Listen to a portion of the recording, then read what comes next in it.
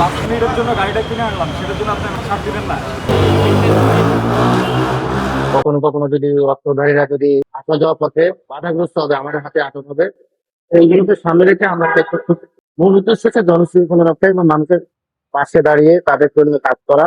এই চেকপোস্ট তারই একটা অংশ। আপনারা সঙ্গীতা করতে পারবেন না। এই ধরনের কার্যক্রম আমাদের পর্যন্ত অবশ্যই অব্যাহত থাকে।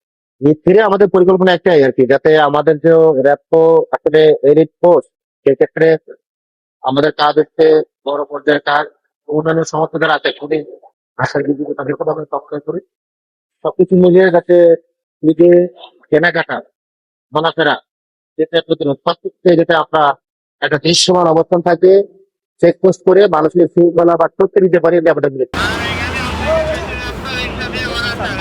শোরুম থেকে কিনে নিয়ে আসছি আমি।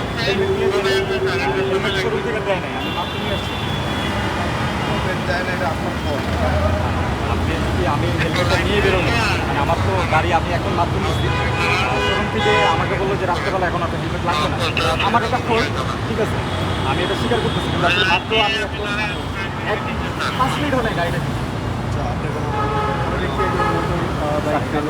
আমার করা যায় না, আমি মাত্র গাড়িটা কিনে নিয়ে আসছি, আপনাকে বললাম। 5 মিনিটের জন্য গাড়িটা কিনে আনলাম, সেটার জন্য আপনি মানে একটু ছাড় দিবেন না?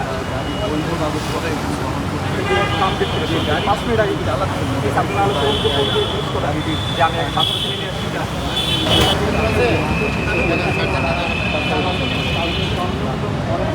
গাড়িগুলোকে তারা থামিয়ে সেই গাড়িগুলো কিন্তু তারা তল্লাশি করছে এবং আরও কাছে তারা কিন্তু সংগ্রাম করে তাদের